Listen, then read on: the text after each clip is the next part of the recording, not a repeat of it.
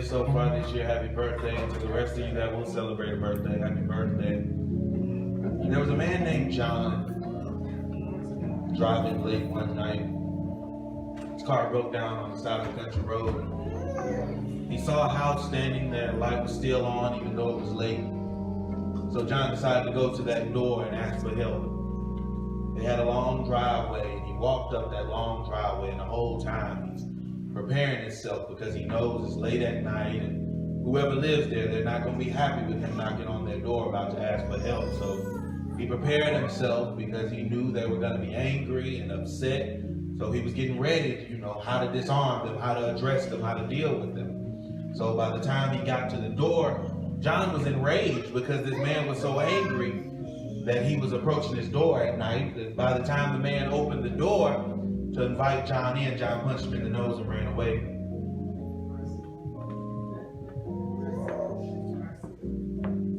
Now he's putting it together in his head right now. John broke down on the side of the road. It was late at night, so he needed help. So he had to approach this house whose light was still on. So even though, he's walking up this long driveway and he's preparing himself for how upset this man is going to be. So by the time he got there and he had prepared himself for the anger, he just ended up punching the man in the nose and running away. Because sometimes we create all these stories in our head. That we live out a narrative that doesn't even exist. John was mad at a man who was ready to receive him. So he acted on a story that John had created in his own head. See, that's why the Bible tells us whatever things are holy, whatever things are pure, whatever things are think on those things. Sometimes we'll live in a world that's so negative, but we created it. We'll create all these negative stories in our head, and we'll start remembering things wrong. We'll start creating new things that are wrong. We'll start looking at things all wrong because we created the story in our own head and never gave other people a chance to even show us the love that they actually had for us.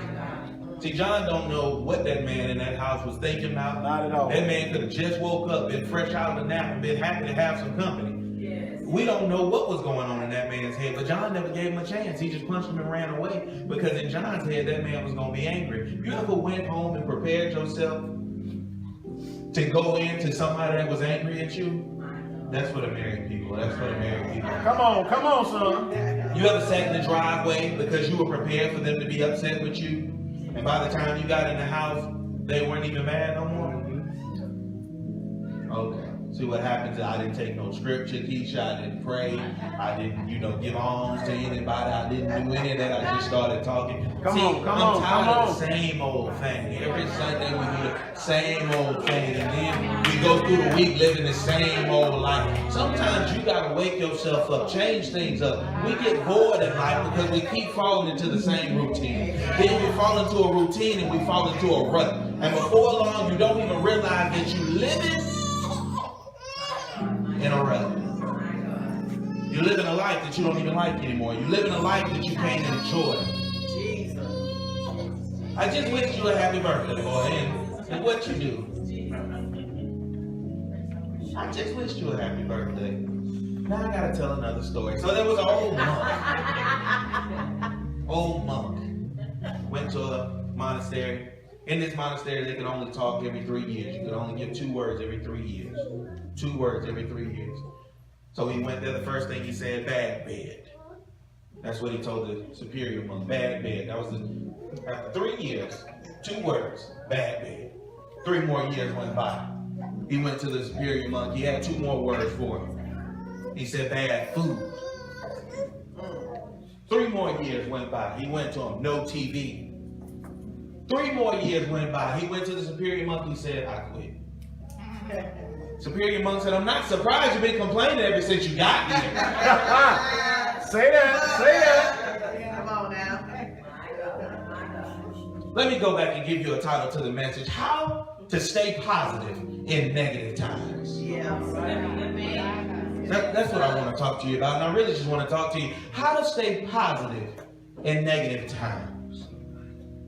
we can use Philippians 4:8, where it says only, think on those things that are holy, those things that are pure, those things that are of a good report. So if you need a key scripture, mark Philippians 4:8 is your key scripture.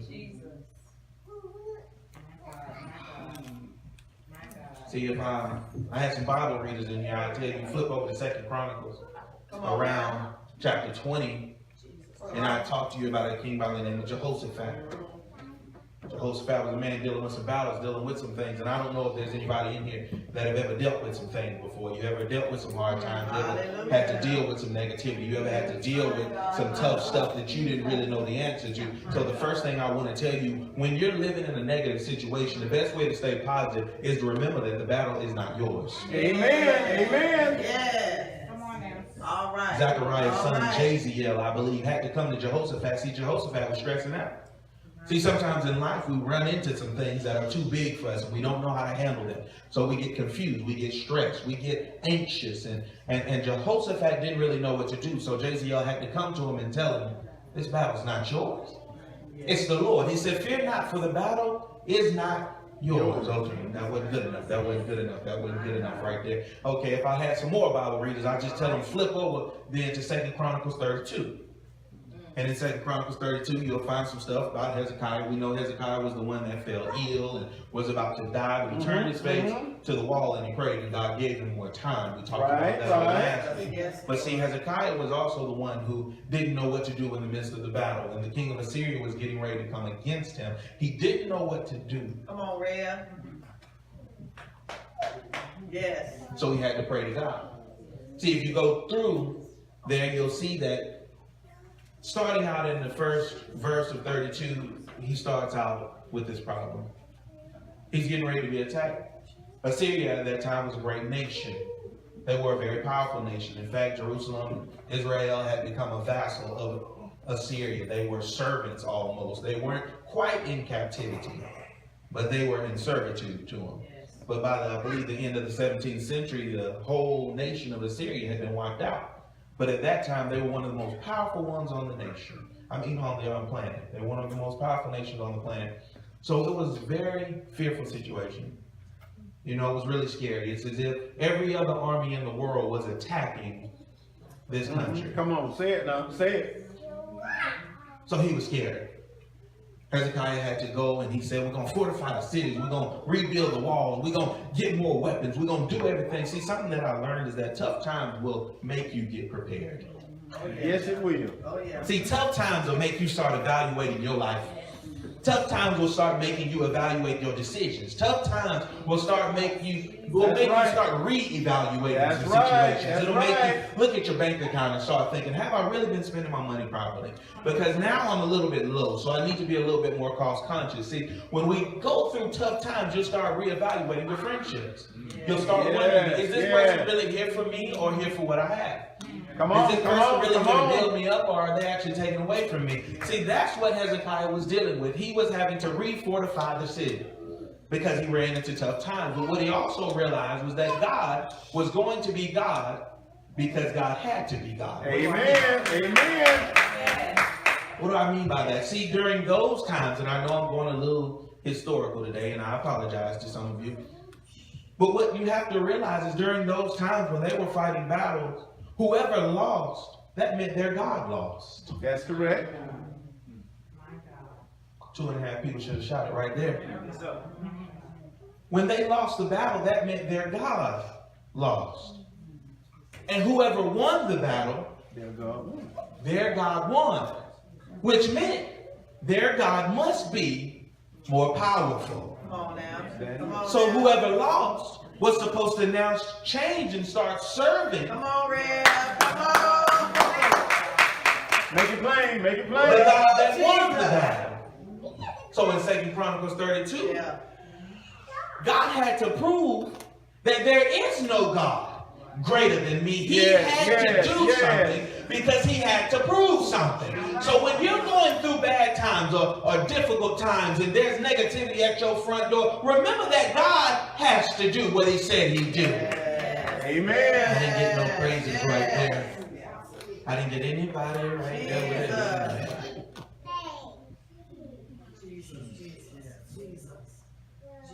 See, God is not blessing you just to bless you.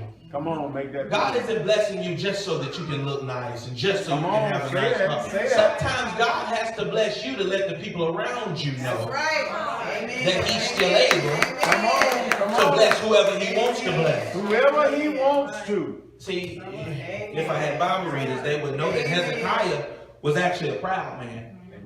It said as long as he did right in the eyes of the Lord, he continued to prosper. Well, when he got proud, see, after he had won this battle, see, I didn't tell you what God did. God killed all the soldiers while Hezekiah was asleep. Yeah. Come He on, didn't have man. anything to do with it. He was stressed, he was worried, and he didn't know what to do. But while he was asleep, God killed every soldier because God had to prove that I can win the battle without you. That's good, Randy. Amen. Make it plain. Make it plain. Jesus. So God's going to do what he's going to do in spite of you. Okay.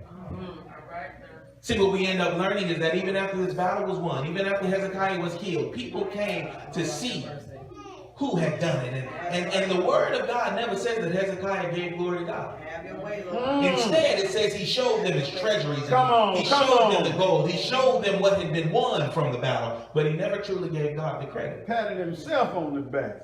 So Hezekiah had to die. My So I'll take it to my third point. God, We my get through it God. real quick, as you can see. Because sometimes it gets to a point where we start to forget things. We start going through some difficult times. We have some difficult days. Things get a little bit heavy, and we start to forget. So over in Joshua 24, he had to address the people. He said, don't act like God didn't bring you out of Egypt. Come on. Always take them back. Don't act like God didn't bring you across the Jordan into the land that he promised your forefathers. Don't act like you're not living in houses you didn't build. Don't act like you're not serving in vineyards you didn't plant. Don't act like you don't have anything.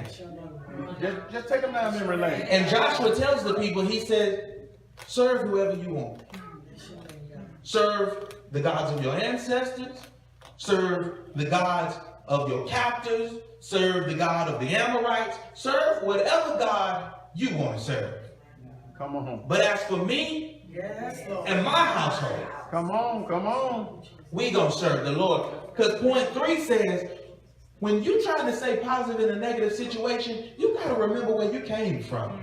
You must remember where you I thought I was gonna get more of a shout Oh, on that with one. you. Come on. When you going through negative times and you need to stay positive, you need to remember where you came from. More importantly, you need to remember who brought you You better say that. out. Yeah. But we remember when the Israelites were in the desert, they got hungry. See, it's a lot of stuff in my head, and I'm just giving you, I gave you 3 points already. This is a freebie. They were going through a lot in the desert. They got hungry. God said, they hungry. Let me give them something to eat. I'll drop manna from the sky. Fair. As much as you want, collect it every day. Just keep enough for the day. And I'm going to give you some fresh bread tomorrow. Come on, make that plain. Gave them what they needed. He fed them. It wasn't enough. Wasn't enough. We thirsty. We want something to drink. God says these people are here again complaining. They thirsty. He said, go ahead and strike the rock. I'll bring water from the rock. Hit the rock. Drink as much as you want. You got plenty of water. Still, Not enough. in the desert, they complain. Why did you bring us out here, Moses? Did you bring us out here to die? Because in Egypt, we were fine. We had plenty of food. They had all different kinds of food. And now you have us out here eating this bread. We don't even have any meat. God said, I'll bring a quail. Say quail. Get as many as you want. Whatever you want. God continued to provide to his people. But every time he provided, they still complained. Because to them, all they could do was remember how things were in Egypt. But they seemed to forget that when they were in Egypt, they were in captivity. See, all we can remember sometimes is the good parts of the negative situations we were in. See, he used to beat me, but he loved me. See? Oh, I didn't get no advance right there. See, when I was in Egypt, they had all kinds of good food, and we lived in luxury. It was totally lavish there. Oh, but they used to crack the whip sometimes and make us do some things, but we forgot about that. See, you'll look back at how beautiful your house was, how nice your car was, but you forget how you couldn't sleep at night. You forget how you had to look over your shoulder all the time. You forget how you would get hands put you all the time. We forget about the negativity in the situations that we won't remember as good, but then we start forgetting about how good God is for bringing us out of that situation. Though your situation you're in now may not look that good, I'm telling you, the same God that delivered you from the lion and the same God that delivered you from the bear can give you this giant as well. That's what David had to tell King Saul. I don't need what you have, because the God that I serve is already enough for me. And I don't have any praises in here this morning that remember that you used to be in a situation you didn't think you could make it through. But somehow, God brought you through that situation. Somehow he gave you the fortitude to make it through that. So the same God that brought you out back then will be the same God to bring you out right now. That's right. That's your name, oh God. Assyria fell toward the end of the 17th century, and Babylon came in and took over. The Babylonians put the Israelites back into captivity. Yes, they did. I believe you started reading Psalm Psalm 137. 137 this morning.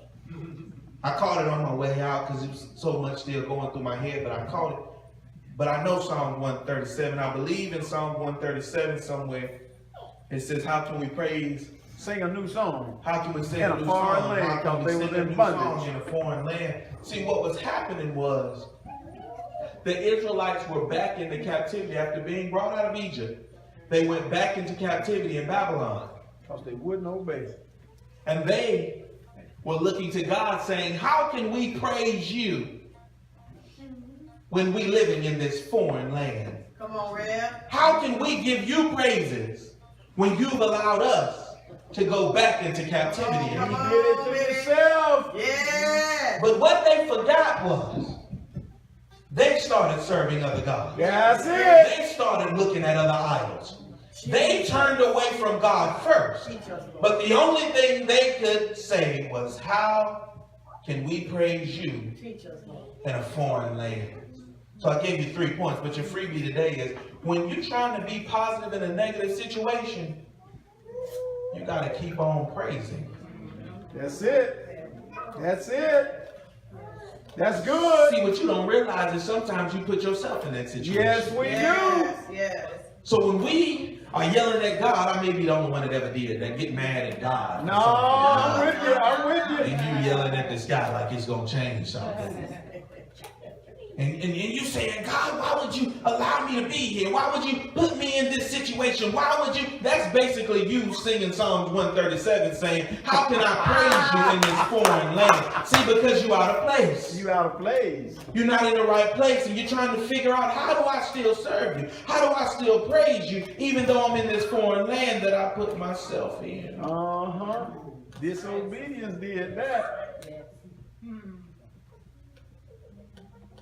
You got to continue to praise God. It's been a real tough week for me this week. Told my lady, I said, I'm barely holding on this week. It's been tough. As a parent, you get hit with issues concerning your kids. And I know that the parents in here can attest to that the easiest way to get to a person is through their kids. Mm-hmm. When they can't get you, they get the kids. That's right. See, I don't even worry about you attacking me.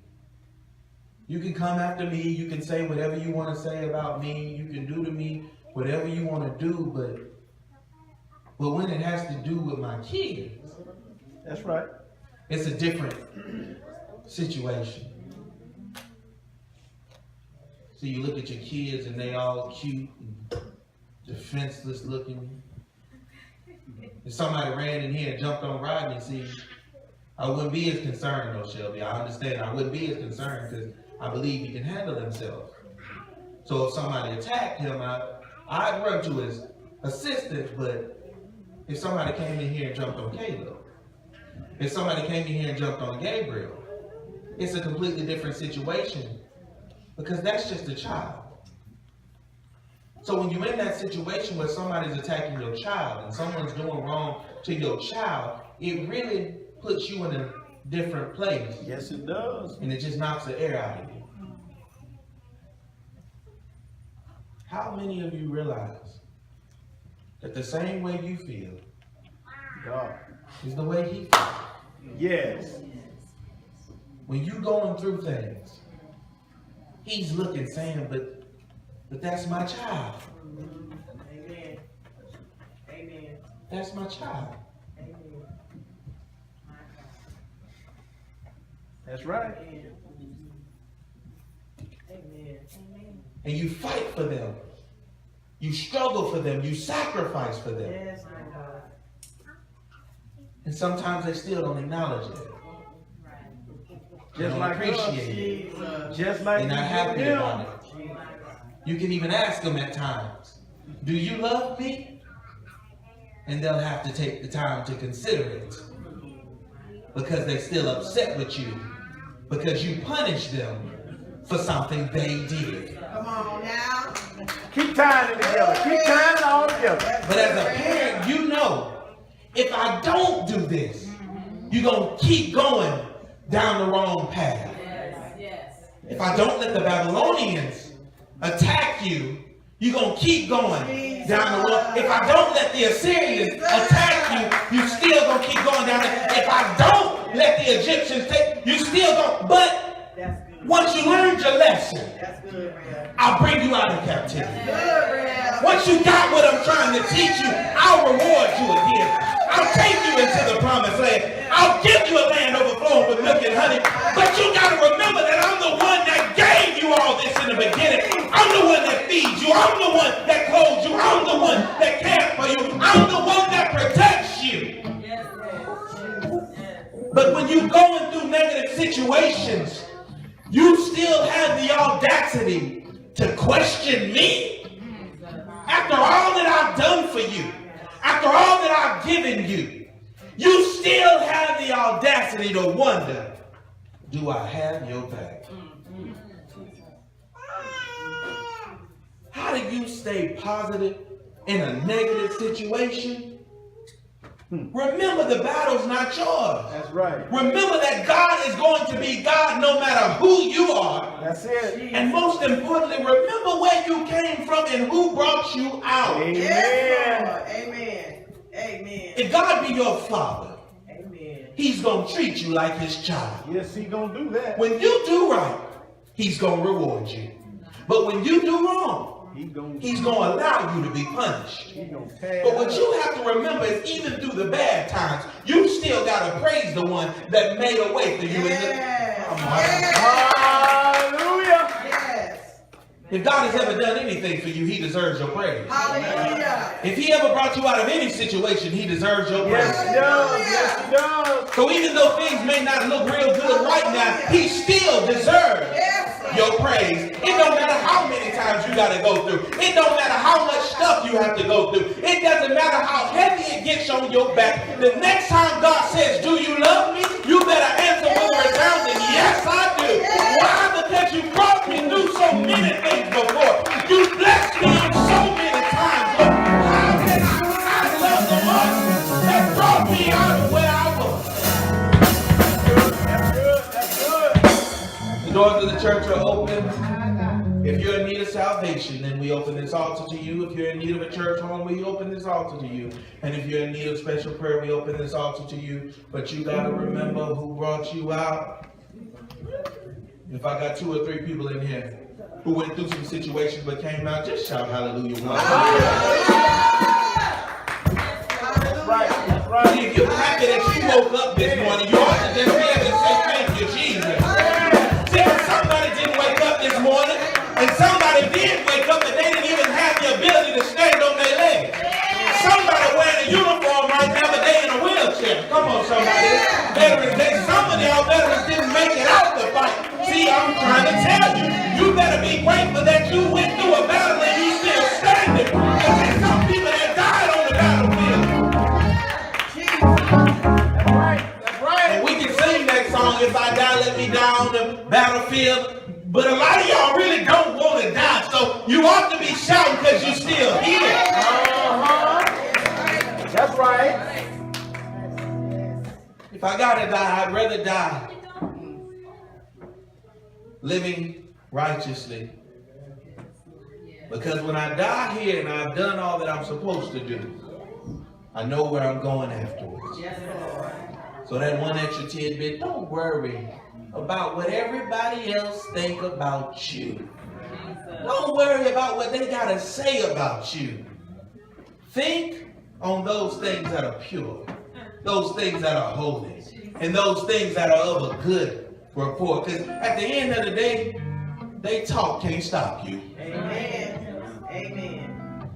Every negative thing that they have to say cannot stop you when God has decided He's going to bless you. That's right. That's right.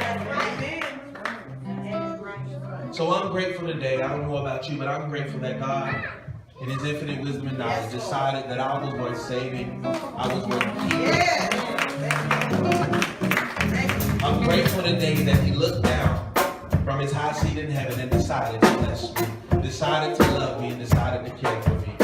It's a great thing to be under the watchful eye of God. So everybody that's grateful today, let me just hear you shout once again, hallelujah. Hallelujah. Y'all have a wonderful week. Be blessed. I don't know if we have any announcements. If we do, we'll get them. Y'all go ahead, drop something in the offering plate. Now I'm just going to